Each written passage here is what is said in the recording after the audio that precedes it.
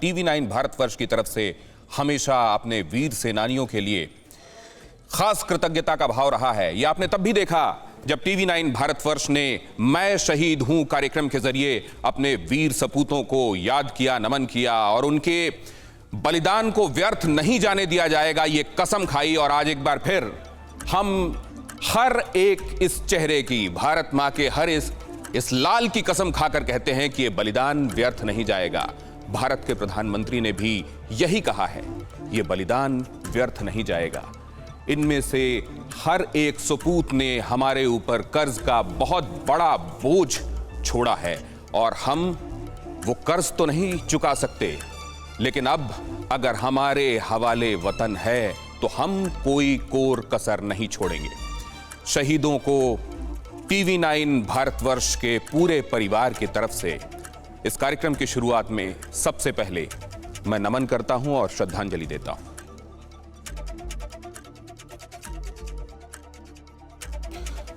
और अब निश्चिंत रहिए, नया भारत, नया हिंदुस्तान अपने हर एक जवान के बलिदान का बदला लेगा।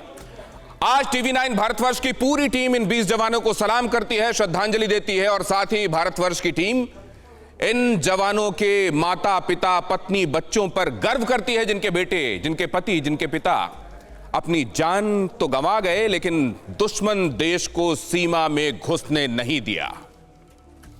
देश के प्रधानमंत्री ने भी इस घटना के बाद चीन को सीधे और साफ लफ्जों में चेतावनी दी है कि कान खोलकर सुन लो, हमारे वीर जवानों का बलिदान व्यर्थ नहीं जाएगा और अगर किसी देश ने उकसाया तो मुंहतोड़ जवाब देने का मादा रखता है भारत। अगर किसी देश को भ्रम है कि भारत जवाब नहीं देगा तो वह भ्रम दूर कर ले। भारत शांति चाहता है लेकिन उकसावे का जवाब देना भी उसे आता है। भारत के प्रधानमंत्री ने इस बारे में जब कहा तो उनके हर एक हर्फ का, हर एक लफ्ज का बहुत बड़ा वजन था। उन्होंने कहा कि जवानों का बलिदान व्यर्थ नहीं जाएगा। अगर शी जिनपिंग को हिंदुस्तान बुलाकर हम झूला झुलाना और मलप्पुरम में उन्हें नारियल पानी पिलाना जानते हैं तो वक्त आने पर उनकी सेना को पानी पिलाना भी जानते हैं। उकसाने पर मुंह तोड़ जवाब दिया जाएगा। देश के प्रधानमंत्री ने यह साफ कर दिया है कि इनमें से हर एक जवान की शहादत, उनका बलिदान व्यर्थ नहीं जाएगा। और इससे पहले कि मैं आगे बढ़ूं, आपको इस वक्त की एक बड़ी खबर बता देता हूं। इस वक्त की बड़ी खबर यह है कि चीन की चाल का पर्दाफाश हो गया है। गलवान घाटी में जो हमला चीनी सैनिकों ने किया वो सोची समझी साजिश थी। भारत के विदेश मंत्री ने चीन को दो टूक बता दिया है कि एलएसी पर जो भी हुआ उसके पीछे जिनपिंग और उनकी सेना का pre planned, pre meditated plan था। चीन के विदेश मंत्री वांग यी से भारतीय विदेश मंत्री एस जयशंकर ने फोन पर बातचीत की। चीनी मीडिया की माने तो बातचीत में चीन ने भारत से जांच की मांग भी की है। भारत से जांच की मांग, यह कहा गया है कि आप पहले यह देखिए कि आपके सैनिकों ने हमारे बीच 6 जून को जो बातचीत हुई थी, क्या उनकी टर्म्स का उल्लंघन किया और क्या वो चाइनीज टेरिटरी में आ गए। चाइना के मुताबिक हिंदुस्तान के सैनिकों ने चाइना की धरती पर कदम रखा और इसलिए उनके ऊपर यह हमला बोला गया, लेकिन हकीकत यह है कि ऐसा कतई नहीं हुआ। 6 जून को जो टर्म फिक्स हुआ था, जो समझ बनी थी, हिंदुस्तान बिल्कुल उसी तरीके से बिहेव कर रहा था। हिंदुस्तान की सेना भी वैसे बिहेव कर रही थी। और एक और बड़ी खबर आपको बता दें, 20 जवानों की शहादत पर प्रधानमंत्री मोदी ने 19 जून को सर्वदलीय बैठक बुलाई है, जिसमें चीन के साथ विवादों को लेकर चर्चा होगी और एक आम राय के तहत चीन के खिलाफ कूटनीतिक, राजनीतिक प्लान बनाया जाएगा। प्रधानमंत्री इस मामले को लेकर 21 जून को देशवासियों को संबोधित भी कर सकते हैं। विपक्ष की तरफ से, खासतौर से कांग्रेस की तरफ से, ये जो मांग हो रही थी कि इसमें वस्तु स्थिति बताई जाए। एक तरफ चीन से इस समय दो हाथ करने वाली नौबत आई हुई है और इधर क्योंकि विपक्ष को भी बताना है कि स्थितियां क्या हैं, लिहाजा यह सर्वदलीय बैठक, और जाहिर है इसमें तमाम मतभेदों को भुलाकर एक स्ट्रैटेजी जो बनाई जाएगी हिंदुस्तान में, उस पर अब आने वाले दिनों में अमल किया जाएगा।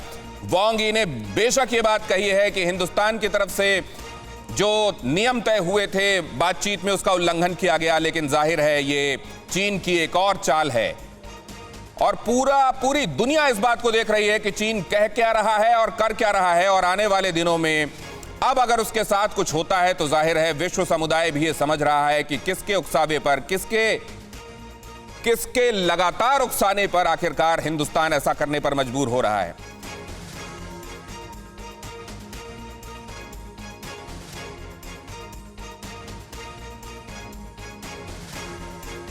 लेकिन पिछले एक महीने से लगभग एक महीने से जो स्टैंड ऑफ दिखाई दे रहा है, जो अभी ये दिखाई दे रहा है कि फ्लेयर अप हो गया, चाइना की तरफ से कहा जा रहा है कि आप हमारी धरती पर आ गए, लेकिन ये सब अचानक ये हो गया और इसका कल्मिनेशन इस फ्लेयर अप में हुआ, ऐसा नहीं है। सिर्फ ऐसा नहीं है कि इसी वजह से चीन बौखलाया और बिलबिलाया हुआ है। वो 3 वजहें क्या हैं? 3 अहम वजहें जिसकी वजह से चीन कई दिनों से, पिछले कई महीनों से बौखलाया और बिलबिलाया हुआ है और जिसका कल्मिनेशन अब इस झड़प के तौर पर हुआ है। जम्मू कश्मीर से 370 हटाना, देश के गृह मंत्री ने जब संसद में यह कहा कि अग्रेसिव होकर कहो कि पाक ऑक्यूपाइड कश्मीर भी हमारा है, अक्साई चिन भी हमारा है, बस उसी वक्त से चीन थरथराने लगा था और यह सोचने लगा था कि अब क्या किया जाना चाहिए, और अपना एग्रेशन दिखाने के लिए, खुद को असर्ट करने के लिए उसने आखिरकार यह किया।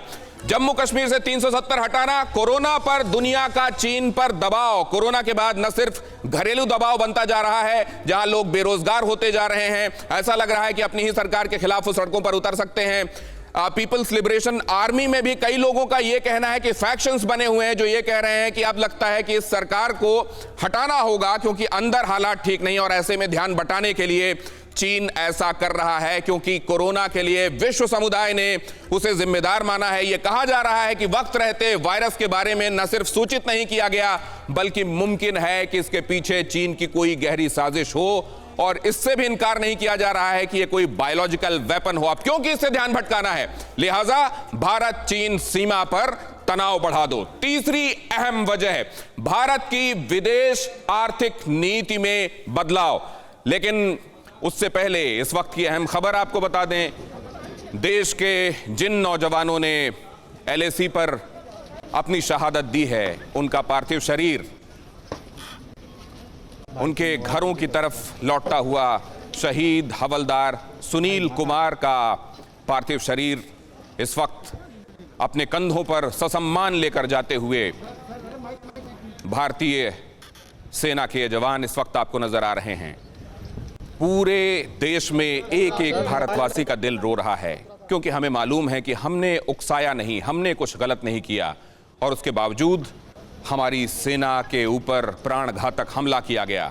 यह बात और है कि जब 20 सैनिकों ने बलिदान दिया तो 40 से ज्यादा चाइनीज सैनिकों को भी मार डाला गया है। हालांकि आपको यह जानकर भी हैरानी होगी कि PLA को जो ये नुकसान किया गया है उसका जिक्र वहां की मीडिया ग्लोबल टाइम्स ने ऐसे किया है मानो कुछ हुआ ही ना हो। 16वें पन्ने में एक कॉलम में छोटा सा जिक्र यह बताता है कि चीन को खुद अपनी सेना की कितनी परवाह है।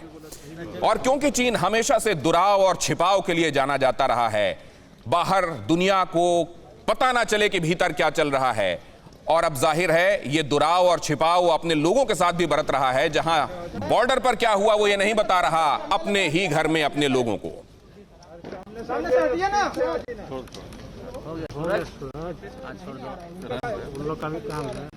और अब से कुछ देर पहले जो स्थिति स्पष्ट हुई उसमें यह साफ हुआ कि भारत के सैनिक जो कि वार्ता के लिए वहां पहुंचे हुए थे, उनके ऊपर वहां PP-14 पेट्रोलिंग पॉइंट 14 पर हमला बोला गया। इस समय आप देख रहे हैं उप मुख्यमंत्री सुशील मोदी वहां खड़े हुए, क्योंकि बिहार रेजिमेंट के सबसे ज्यादा जवानों ने शहादत दी है।